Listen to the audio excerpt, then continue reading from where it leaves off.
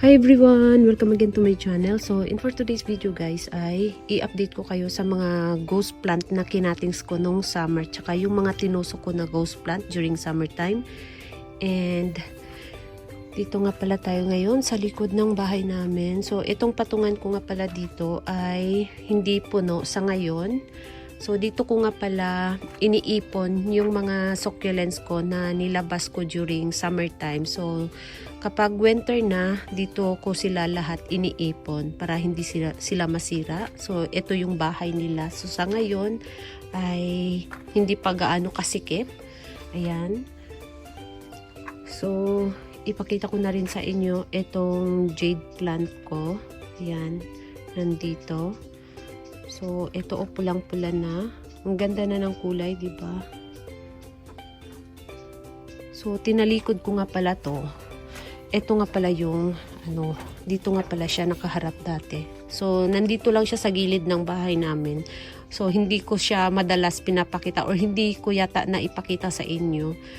So, nandito lang siya sa gilid. And, ngayon, niligpit ko na naman, nandito na naman siya. So, every winter dito talaga siya kapag winter time. Tapos, kapag summer naman, nandun siya banda sa gilid. Yan. So, ito yung harap. Kaya dito siya lahat. Ano ba yun? Yung niya, rosette niya dito paharap. So, tinalikod ko para maiba naman. Papunta naman siya dito kasi yung sikat ng araw ngayon nandito na patagilid na. So para dito siya mag-bend kumbaga. Yan. Kaya dito yung napakakulay. Diba? Ang ganda. Ito kasi yung nasisikatan ng araw. Yung dito sa likod ng dahon. Yan. Ang ganda ng kulay, diba? Yan yung jade plant ko. Malaki na yung malaki na yung stem niya. Tapos, ito naman yung gulong ko. So, ito siya, dito na talaga siya. Mapa-summer, mapa-winter, dito ko lang talaga siya nilagay. Kasi, dalawa yung gulong ko. Nandito yung isa. Ito yung, kasama nitong isa, dun sa gilid. Ayan. Kapag summertime, ito yung nilalabas ko. Kasi, ito yung mas malaki yung, yung pot niya, mas malaki kaysa dito. Tapos, mas siya, mataas kaysa dito. Ayan. So, ngayon, dito na siya. Ang ganda ng kulay, nag-o-orange na siya. Tapos, mas malaki yung puno nito. Ayan. So, ito siya, matagal na to siya sa akin. Siguro nasa 5 years old na yata to. Ayan. Tapos, itong mga galing to dito sa mga ganito. Ayan, kung nakita ninyo. Tinatanggal ko yung mga maliit na ganito. Ayan, para plain lang yung niya. Plain lang yung, yung stem niya. Para plain lang. Tinatanggal ko. Kaya ito, maraming mga ganito. May na to. May na siya. May ugat na. Ayan.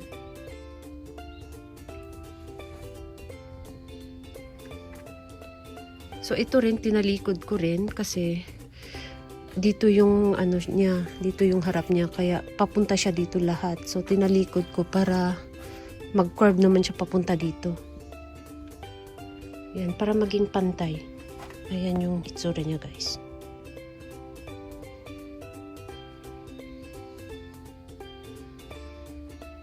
Tapos, meron din ako ditong isang jade plant na maliit yung dahon.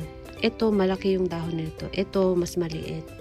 So, ang kulay nito, may pagka, to siya kapag sobrang stress. May pagka dilaw. Nagiging dilaw. Tapos, mapula dito sa gilid. Yan. So, ito nakatali pa rin. Kasi nagko-curve yung niya, yung stem niya, nagko-curve. Kaya tinalian ko. At tinalikod ko rin kasi papunta siya lahat doon. So, tinalikod ko para dito naman siya nakaharap. Yan.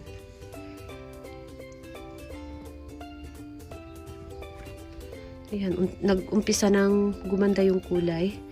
And then, meron nga pala ako dito. Ito naman siya si Sunburst Ionium. Yung, crested. So, pinaghiwalay ko nga pala. Bali, ano na siya? 1, 2, 3, 4, 5. 5 ano na siya? Puno. Hiniwalay ko. Yan, para siyang corals. Diba? Curly. Tapos yung puno nito, nandun. Ayan, yung puno. Nandun sa loob. Ayan, nandun sa ilalim. So, tanggalin natin. Tingnan natin kung may ano na. Kung may ano na ba siya. So, wala siyang, walang pimple. Ayan. Walang nagparamdam na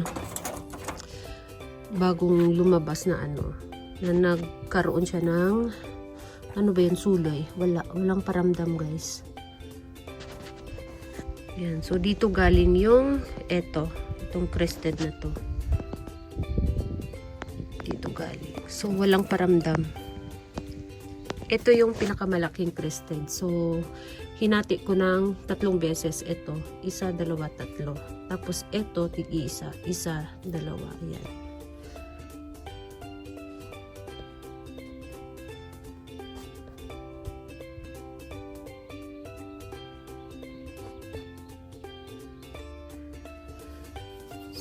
So far wala pang 1 buwan na mula nung kinatings ko. Walang bagong suloy.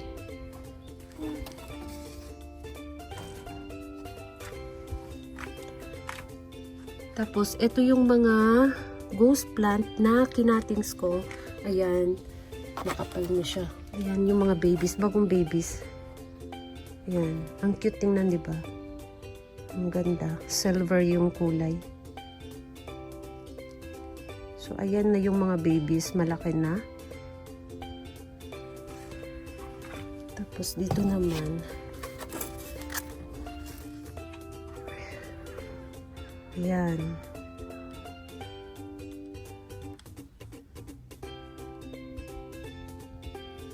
So, ayan yung mga bagong suloy. Tapos, ito namang dito.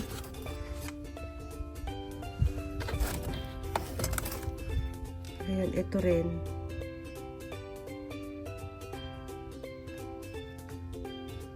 So, ito yung mga puno. And then, ito rin. Kinatings ko rin to. So, ayan. Ang chachabi ng mga babies ni Purple Delight. So, mga bagong suloy na to. Mga bagong babies sa stem. Malaki na rin. So, ang cute nilang tingnan. Kahit napaka-common plants, napaka-common na succulents, maganda sila kapag marami. Ayan.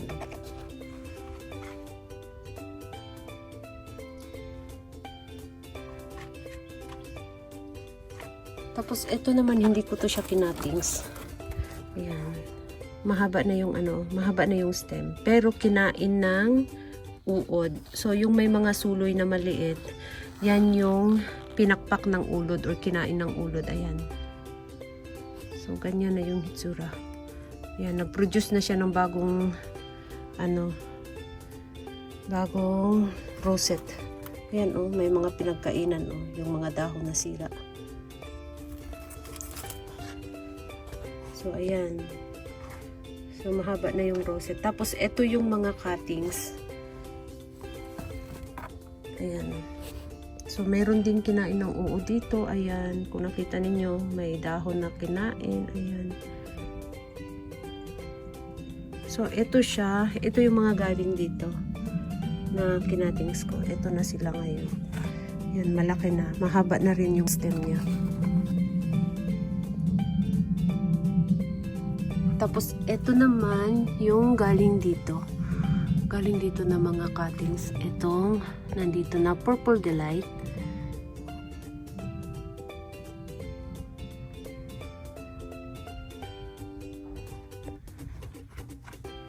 Tapos yung ibang cuttings na mga ghost plant, ito na ang lalaki ng mga dahon, guys. So napakaano nga pala kasi hindi ako nagdilig. Yan, tingnan ninyo, ayan Hindi ko kasi diniligan. So kailangan na naman ulit ng dilig. So mamaya magdidilig ako kasi maganda yung ngayon, walang init. So magandang diligan. Makulimlim ngayon. Kaya, ayan, diligan ko sila. Ang taba ng ano, oh. Ang laki ng dahon. Ayan, oh, ang lalaki ng dahon.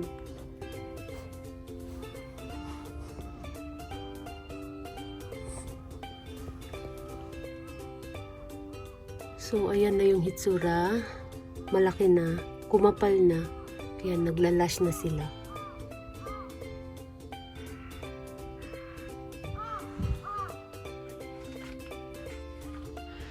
Tapos, ito naman yung pinropagate ko last year na Purple Delight. Yan, malaki na rin. So, hindi siya mabilis lumaki kasi nga maliit yung maliit yung pot. So, mabagal siyang lumaki. Tapos, meron ako ditong sweet berry. Ayan, sweet berry, and then yung katabi naman si Lovely Rose. Yan, medyo malaki na yung rosette ni Lovely Rose. Tapos, si Runyoni Eye. Ayan, cluster na Runyoni Eye. So, ang cute-cute nila kapag hindi sobrang laki. Tapos, meron ako ditong apus. Ayan, si apus. So, bali, 4 na puno itong nilagay ko dito na apus. Tapos, ito naman siya si Peach Boy. Ayan. Napakarami ko kasing Peach Boy, guys. Maano lang si Peach Boy. Madali lang siyang i-propagate sa dahon. Kaya, mabilis lang magparami ng Peach Boy. Ayan.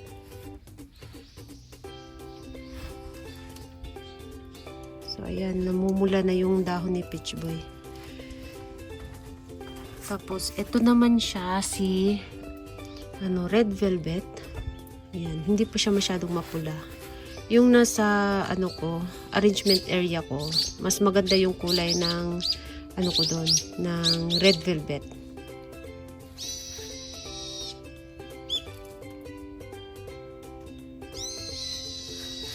Tapos, ito is no name. Hindi ko alam kung ano pangalan nito.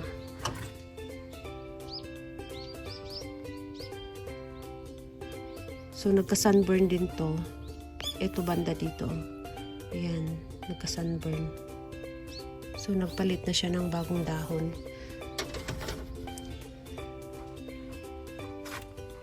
Tapos, ito naman, mga to siya. Mga Mendoza. Ayan, ang chichabi ng dahon ni Mendoza. Oh.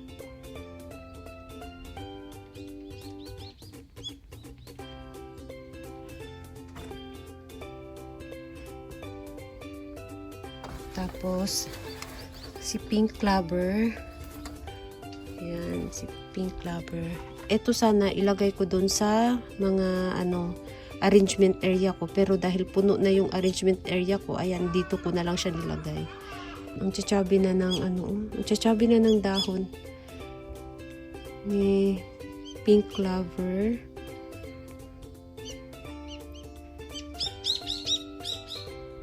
Ayan, si Pink Clover. Tapos, ito, lagi kong nakakalimutan na i-cuttings. Hanggang ngayon, hindi ko pa na-cuttings. Ayan. So, humaba na naman yung mga niya. Ayan, mga stem niya, humaba na.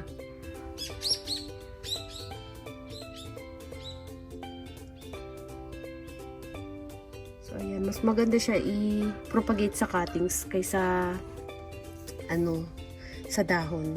Medyo mabagal kasi kung sa dahon. So, mas maganda kung cuttings kasi mas mabilis sa cuttings. Yan.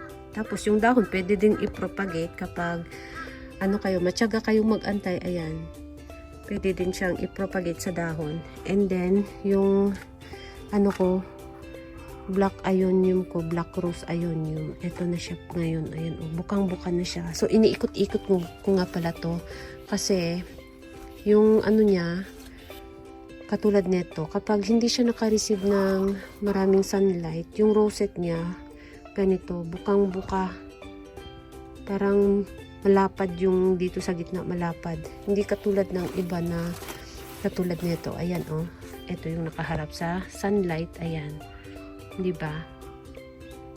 Pataas yung ano ng rosette niya. Pataas. Hindi katulad dito na palapad. Ayan. Kaya iniikot-ikot ko. Tapos ito yung kiniskis ko nung winter time. Ito nga pala. Ayan. Mag-isang taon na siya ngayong darating na December 25. Kasi December 25 ko to siyang kiniskis. Ayan. Ayan. Ito yung kiniskis ko sa gitna. Ayan oh. Tapos meron siyang 6 na bagong rosette. Ayan. Tapos yung kinatings ko dito, nagkatings ako dito sa ilalim. Dito banda sa ilalim. Saan na yung kinatings ko? Ito na yata. Ito. Ito yung kinatings ko. Tapos yung pinutol ko dito, nandun sa mini greenhouse nakalagay. So, malaki na rin. Tapos, ito yung, yan, 2. Yan. So, ayan na guys, kakapal. Ganyan na siya kakapal, oh. Ayan. Marami na.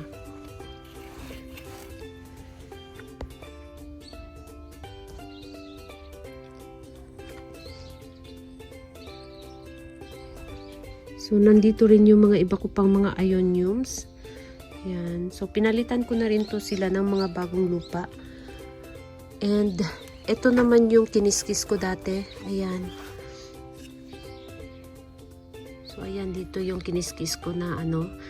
So, i-ano ko sana to. I-cuttings. Kaya lang, parang, yung balance ng dito. Yung sanga ba? Kumbaga. So, nang hinayang akong i-cuttings. Kaya, ayan, hinayaan ko na lang muna. So, ito nga pala siya, si Madara Kurobushi. So, mahaba na rin yung niya, yung stem niya, mahaba na.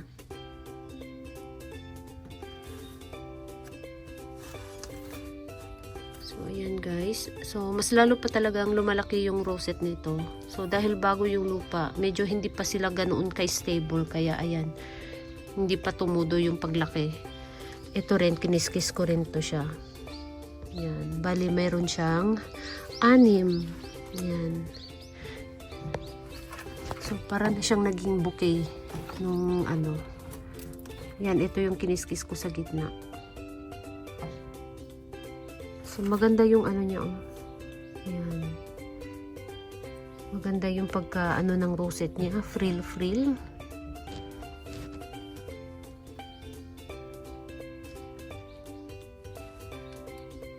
Tapos, ito naman, inano to siya ng kaya lumiit siya ng lumiit kasi nagkaroon ng mealybugs.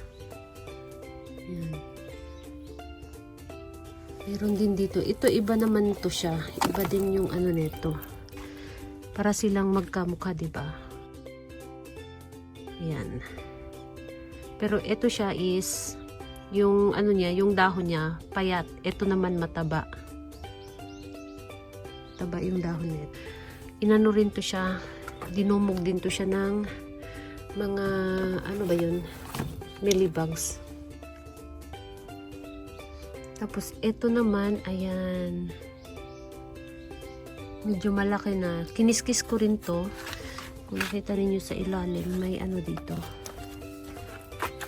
Ayan, kiniskis ko rin to. Bali, 2 ang lumabas. 2 rosette. Ito, malaki, tsaka yung maliit. Ito, nawala na yung nagiging green na siya. Yan. Nagiging green na siya.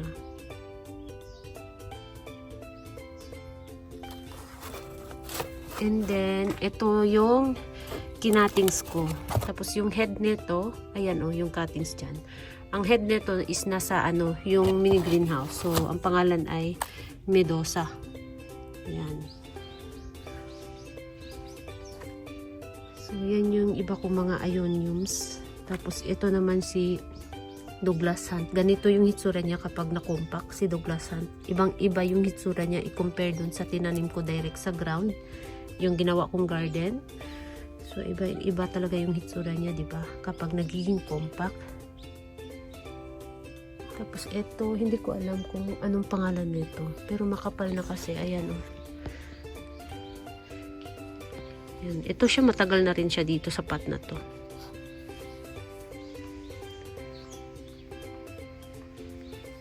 Meron pa dito isa.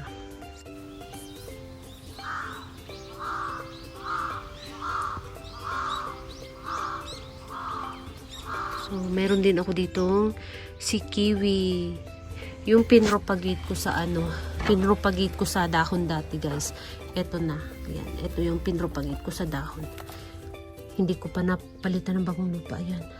Ito yung pinropagate ko sa dahon. Ganyan na siya kakapal.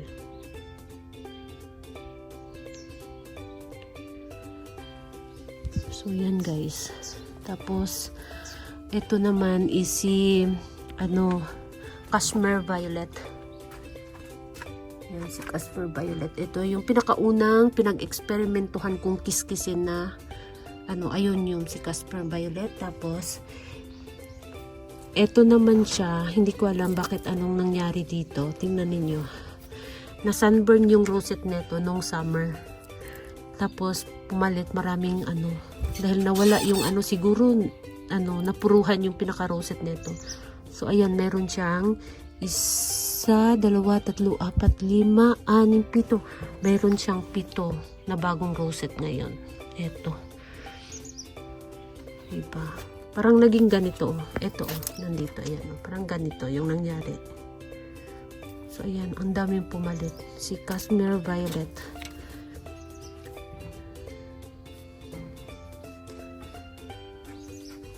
So, yun lang guys, yung ngayon. Ayan. So, thank you so much for watching and please don't forget to subscribe and like to my channel. Sa hindi pa nakapag-subscribe, please subscribe my channel at i-click nyo na rin ang bell button para ma-update kayo pag nag-upload ako ng bagong video. Thank you so much for watching and see you on my next video. Bye-bye!